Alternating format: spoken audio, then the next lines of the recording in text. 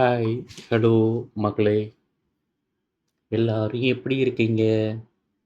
நல்லா இருக்கீங்களா? இன்னைக்கு ஏப்ரல் 2ஆம் தேதி. டைம் சரியா 3:05. ஆமா, நான் சாப்பிட்டாச்சு. நீங்க எல்லாரும் சாப்பிட்டுருப்பீங்கன்னு நெனைக்கிறேன். லேட்டா சாப்பிடாதீங்க. ஓகே. நானும் 2:30க்கு தான் சாப்பிட்டேன். சரி, ஓகே. இன்னைக்கு நம்ம என்ன பார்க்க போறோம்? நேத்து சொன்ன மாரி தான். ஓகே. நேத்து நம்ம இஸ் யூஸ் பண்ணி, ஹி, ஷி, இட் ப்ரொனவுன்ஸ்லாம் யூஸ் பண்ணி நெகட்டிவ் சென்டென்சஸ் எல்லாத்தையும் பார்த்தோம். பாருங்க ஸ்க்ரீன்ல இப்போ உங்களுக்கு தெரியுதா? தெரியுதா? இல்லையா? தெரியுதுல்ல? மொபைல்ல பார்த்தீங்கன்னா, தயவுசெய்து மொபைல் வந்து ஃபுல் ஸ்க்ரீன்ல பாருங்க. சரியா? ஓகே. ஸோ, அதே ரூல் தாங்க.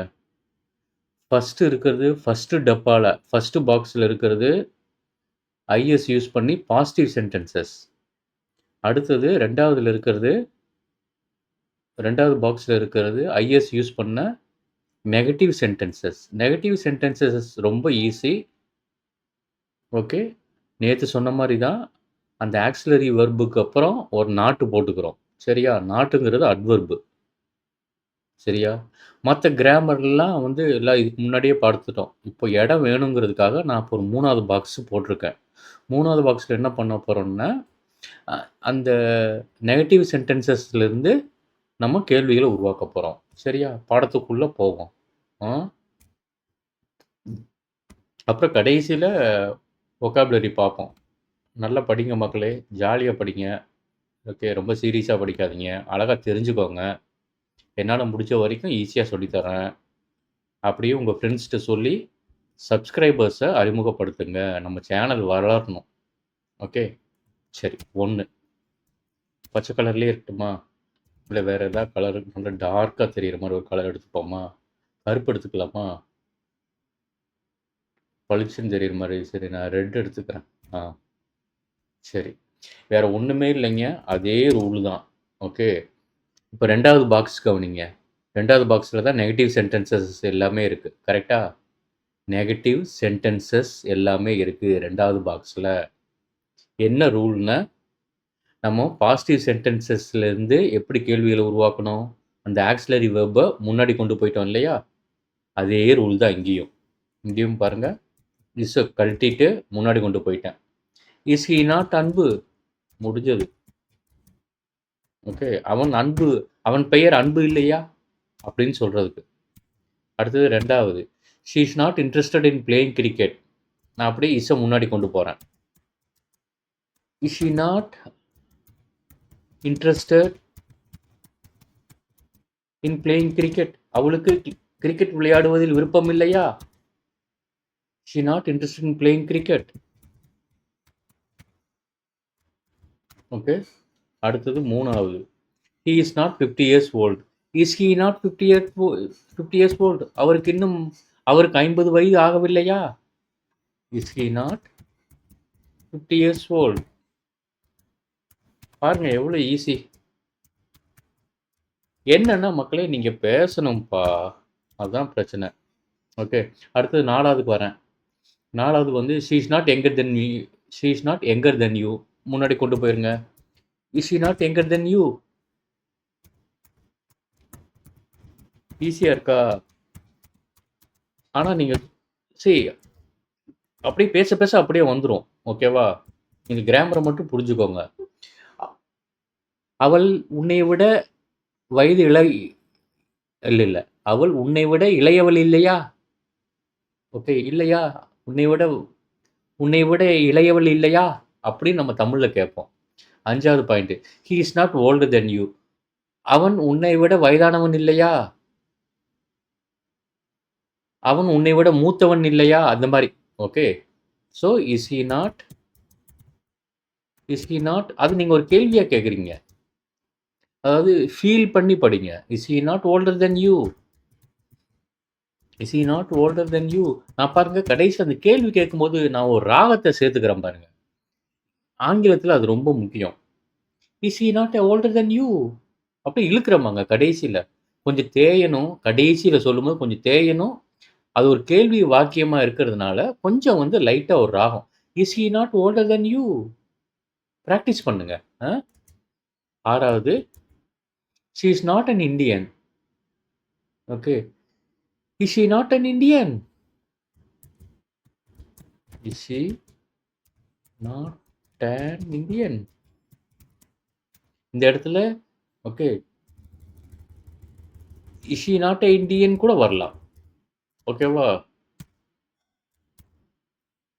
Okay. Is she not a Indian? Okay. An வந்துச்சுன்னா இண்டியன்ங்கிறது வந்து நவுனு. சரியா? வெறும் ஏ மட்டும் போட்டீங்கன்னா, that is going to be adjective அவ்வளோதான். சரியா? 7 he is not a student. Is he not a student? அவன் மாணவன் இல்லையா? He not a student. தயவுசெய்து நான் இதே வீடியோவ இங்கிலீஷ்லயும் போட்டிருப்பேன். அதையும் கவனிங்க. ஓகே. ஆக்சுவலி வந்து 2த்தையும் அதாவது நான் இப்ப தமிழ்ல சொல்லிக் குடுக்குறேன் இல்லையா? அதே இது உங்களுக்கு இங்கிலீஷ்லயும் இருக்கும். ஓகே. அப்போ உங்களுக்கு வந்து அந்த ஆங்கில வார்த்தைகளோட அ என்ன சொல்றது? ஓகே. அதாவது அறிமுகங்கள் எல்லாமே கிடைக்கும். அப்படியே கேட்க கேட்க, அப்படியே பேச பேச அப்படியே வந்துரும். கூடயே வந்து வொக்காபுலரியும் சொல்லிக் குடுக்கறதுனால பார்த்தீங்கன்னா, உங்களுக்கு 1 மந்த்ல ஒரு சாட்டிஸ்ஃபேக்ஷன் கிடைச்சிருக்கும். சரியா? தயவுசெய்து வந்து கண்ணாடிக்கு முன்னாடி நின்னு பேசுங்க. இல்ல Google சர்ச்ல மைக் முன்னாடி வச்சு, ஓகே. நீங்க சொல்றத அந்த Google சர்ச் வந்து கரெக்ட்டா கண்டுபிடிச்சு குடுக்கணும். இதெல்லாம் குட்டி குட்டி டெக்னிக்கு. சரியா? Is he not surprised? இப்ப நான் 8வதுக்கு வந்துட்டேன். Okay. Is he not surprised? Is he not surprised? அவன் ஆச்சரியப்படவில்லையா? Is he not surprised? No, is she? Okay. இங்க தப்பா குடுத்துட்டேன். பாருங்க. அதான் ஃபர்ஸ்ட் பாக்ஸ்ல ஷி இஸ் சர்ப்ரைஸ்ட்ன்னு குடுத்துருக்கிறேன். 8வது நேத்து தப்பு பண்ணிட்டேன். சரியா? இஸ் ஷி தான் வரணும். Okay. Is she not surprised? Okay. அடுத்து 9வது. அடுத்தது he is amazed. He is not amazed. Is he not amazed? அமேஸ்டானும் ஓகே. ஆச்சரியப்படுறது. ரொம்ப பெரிய ஆச்சரியம்ன்னு வச்சுக்கோங்க. Is he not amazed? வியப்புக்குரிய நம்மளுக்கு எப்படி தமிழ்ல ஆச்சரியம், வியப்புன்னு இருக்கு. அதே மாரி. ஓகே. 10வது she is not sorry. Okay. Is she not sorry? Is she not sorry?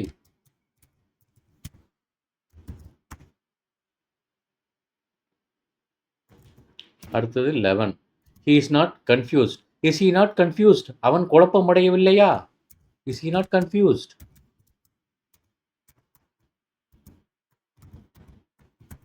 ஈஸியா இருக்கா? அவ்வளோதாங்க. ஓகே. 12வது it is not sad. Is it not sad? அதற்கு அதற்கு வருத்தமாக இல்லையா? Is it not sad? 13 it is not thirsty. Okay. Is it not thirsty? பாருங்க, நீங்க பேச பேச அப்படியே உங்களுக்கு ஆங்கிலம் வரும் பாருங்க வாயில. ஆனா இப்ப நான் சொல்றத நீங்க சொல்லணும். Is it not thirsty?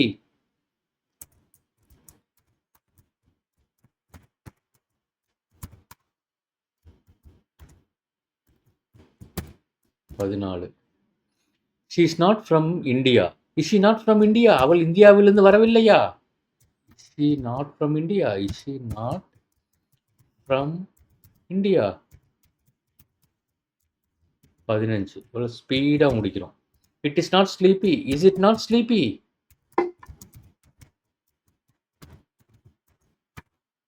மக்களே, தயவுசெய்து உங்களுடைய நண்பர்களை சப்ஸ்கிரைபர்களாக அறிமுகம் செய்யுங்கள்.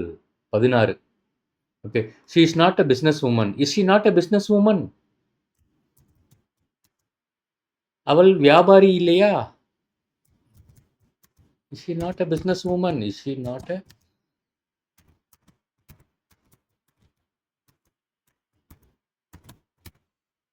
சரியா? அவ்வளோதாங்க. பாருங்க எப்படி நான் ஒண்ணுமே பண்ணல. ஓகே. அந்த இஸ்ஸ மட்டும் ஓகே. புரியுதா? ஓகே. வேற ஒண்ணுமே பண்ணல. நான் என்ன பண்ணியிருக்கேன்றத ஒரே சொல்லிடுறேன். பாருங்க. இந்த இஸ்ஸ மட்டும் எடுத்து ஓகே, ஓகே. ரிமூவ் பண்ணிட்டு ஐய்யய்யோ! அதாவது இப்படி எடுக்கணும். இஸ்ஸு மட்டும் எடுத்து வேறு என்ன பண்ணியிருக்கேன்னு மட்டும் சொல்லிடுறேன். ஓகே. எங்கே போட்டிருக்கேன்? இங்கே போட்டிருக்கேன். அதாவது இங்கே இப்படி போட்டிருக்கேன். புரியுதா? எல்லா இடத்துலையும். தெரியுதா? இஸ் ஹி நாட் அன்பு? இங்கே பாருங்க. அவ்வளோதான். சரியா? ஓகே. சரி. இது முடிஞ்சதா? ஓகே. சரியா 10 மினிட்ஸ். சூப்பர் அன்பு. கரெக்டாக முடிச்சிட்டேன். இப்போ எப்பவுமே டைமோட ஒரு மோதல் இருந்துக்கிட்டே இருக்கும். அடுத்தது ஒக்காபுலரி பார்க்குறோங்க. ஓகே. இன்னைக்கு டைட்டில்ல ரெஸ்டாரர் அப்படிங்கிற ஒரு ஒக்காபுலரி இருக்கும். பார்த்தீங்களா? ஓகே. பாருங்க இந்த வார்த்தை இருக்கும். இதை நான் க்ரீன் கலரில் கொடுத்துக்கிறேன். ஓகே. ஒக்காபுலரி அப்படின்ட்டு. ஒக்காபுலரி முக்கிய மக்களே. நிறைய பேர் வந்து ஒக்காபுலரி சொல்லி கொடுக்கறதில்ல. ஓகேவா? ஒக்காபுலரி அவ்வளோ இம்பார்ட்டண்ட். ஓகே. இதில் இன்னைக்கு நம்ம ஃப்ரெஞ்சு வார்த்தை பார்க்குறோம். ஓகே. ஒக்காபுலரியில் என்ன ஃப்ரெஞ்சு வார்த்தை பார்க்குறோம் பாருங்க. இதை மட்டும் ப்ளூ கலரில் கொடுத்துக்கிறேன். ஓகே. பாருங்க. RESTAURER ரெஸ்டாரர். சரியா? இது என்ன வார்த்தை?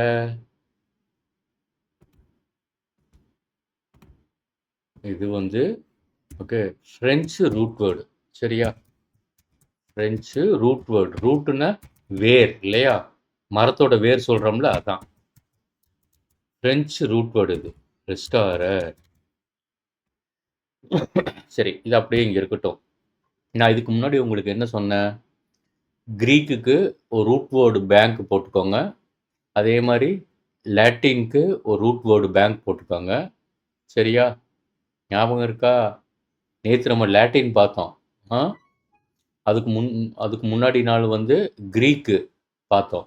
க்ரீக் அதாவது முந்தானேத்து உங்களுக்கு க்ரீக் ரூட் வேர்டு பேங்க் போட சொல்லியிருப்பேன். நேற்று உங்களுக்கு லாட்டின் ரூட் வேர்டு பேங்க் போட சொல்லியிருப்பேன். இன்னைக்கு ஃப்ரெஞ்சு ரூட் வேர்டு பேங்க் போட்டிருக்கணும் நீங்கள். சரியா? ஓகே. நான் இப்போ பாருங்க காமிக்கிறேன். சரியா? இதான். ஓகே. ஃப்ரெஞ்சு ரூட் வேர்டில் நம்ம இதை முன்னாடியே பார்த்துட்டோம் மக்களே. ஓகே. இதை நம்ம முன்னாடியே பார்த்துட்டோம். ஓகே. ஆம்பினா போத்துன்னு அர்த்தம். ஓகேவா? ஆம்பினா போத் அப்படின்னு அர்த்தம். இரண்டும் அப்படின்னு வரும். ஓகே. இன்னொரு அர்த்தமும் இருக்கு. இப்பவே சொல்லி வைக்கிறேன். ஆனால் அது போட்டு இப்போ குழப்ப வேண்டாம். இப்போதைக்கு ஆம்பினா போத். ஓகே. சரௌண்டிங் அப்படின்ட்டும் வரும். ஓகே. ஆம்பிக்கு. ஓகேவா? அப்புறம் இப்போதைக்கு நீங்கள் ஆம்பினா போத் இரண்டும் அப்படின்ட்டு ஞாபகம் வச்சுக்கோங்க. டெக்ஸ்டர்னா ஓகே ஃப்ரெஞ்சில் ரூட் வேர்டுன்னு அர்த்தம். சாரி மன்னிக்கணும். டெக்ஸ்டர்னா ரைட் ஹேண்டுன்னு அர்த்தம். வலது கை. ஸோ இந்த ஆம்பியும் இந்த டெக்ஸ்டரும் ஓகே ஆங்கிலத்துக்குள்ளே போய் அங்கிருந்து ஒரு புது வார்த்தை உருவாகுது. என்னது? அதான் இந்த வார்த்தை ஆம்பி டெக்ஸ்ட்ரஸ். புரிஞ்சுதா? ஓகே. இங்கே பாருங்க. ஓகே. ஏன்னா இந்த வார்த்தையை பார்த்து ரொம்ப நாளாச்சுங்கிறதுனால இப்போ சொல்கிறேன். ஓகே. ஸோ இங்கே பார்த்தீங்கன்னா அழகாக எடுக்கிறேன் பாருங்க. ஓகே. இந்த ஆம்பி அப்படின்னு இந்த ரூட் வேர்டு. ஓகே. இந்த அம்பி புரிஞ்சா? அம்பி இல்லை ஆம்பி. சரியா? நான் ஒருத்தன் பேரையே மாத்துறேன். ஓகே. ஆம்பி வந்து ஓகே. ஓகே. இந்த இந்த டிஇஎக்ஸ்டிஆர் புரிஞ்சதுங்களா? ஓகே. நான் அதனால கலர் மாற்றி கொடுத்துருக்குறேன். தெரியுதா? ஓகே. இது வந்து இங்கே இருக்கிறதோடது இந்த டெக்ஸ்டர். ஓகே. ஸோ என்ன அர்த்தம்னா ஆம்பிடெக்ஸ்ட்ரஸ் அப்படிங்கிற இந்த வார்த்தைக்கு பாருங்க ஈஸியாக சொல்கிறேன். ஓகே. நார்மலாக நமக்கெல்லாம் வலது கை தானே ரொம்ப ரொம்ப பலமாக இருக்கும். ஓகே. ஓகே. ஸோ ஒரு திறமையான மனிதனுக்கு ஓகே 2 கைகளுமே வலது கைகள் மாதிரியாமா. அதனால 2 கையுமே ஸ்ட்ராங்காக இருக்குமாமா. புரிஞ்சுதுங்களா? ஸோ ஆம்பிடெக்ஸ்ட்ரஸ் இந்த முழு வார்த்தைக்கு என்ன அர்த்தம்னா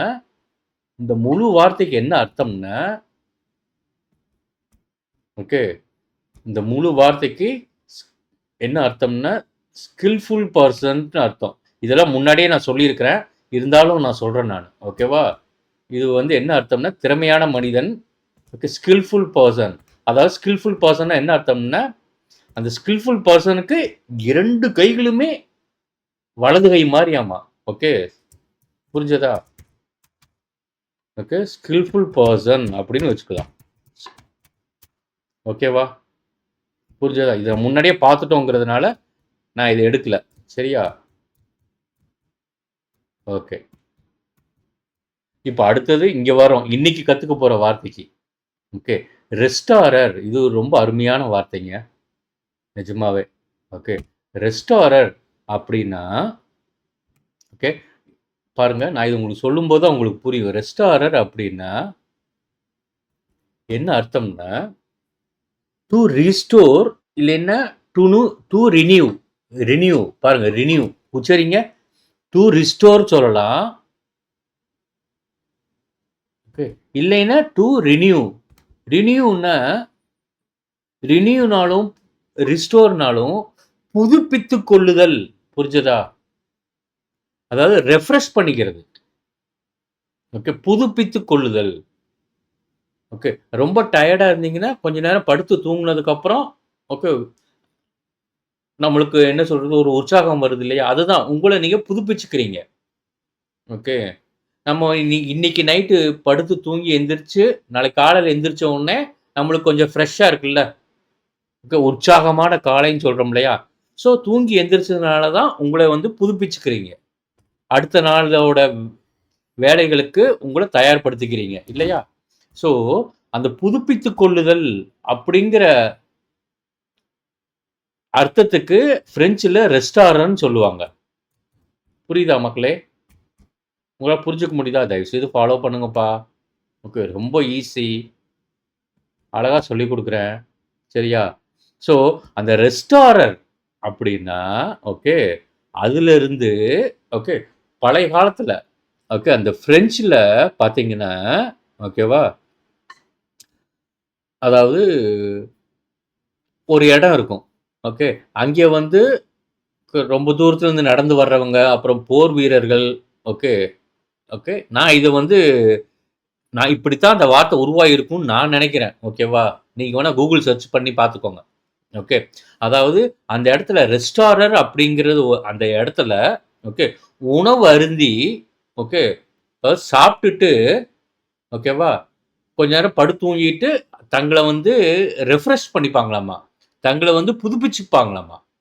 ஓகே. ஸோ தங்கள புதுப்பிச்சுக்கிறது தான் டூ ரிஸ்டோர். திருப்பியும் சக்தியை எல்லாம், ஓகே, இழந்த சக்தியை எல்லாம் மீட்டுக் கொள்ளுதல். தன்னை புதுப்பித்துக் கொள்ளுதல். புரிஞ்சதா? அந்த இடம் இருக்கு இல்லையா? ஓகே, சாப்பிட்டுட்டு கொஞ்ச நேரம் ஓய்வு எடுத்துட்டு, அதுக்கப்புறம் தங்கள ரிலாக்ஸ் பண்ணிக்கிட்டு, தங்களை புதுப்பித்துக் கொள்ளும் அந்த பிளேஸ். அது வேணா ஒரு ஹால் மாரி இருக்கலாம். ஓகே. உள்ள ஒரு பெரிய ரூமு, படை வீரர்கள்லாம் தங்குற மாரி. ஓகே. அது மாரி நீங்க இமேஜின் பண்ணிக்கோங்க.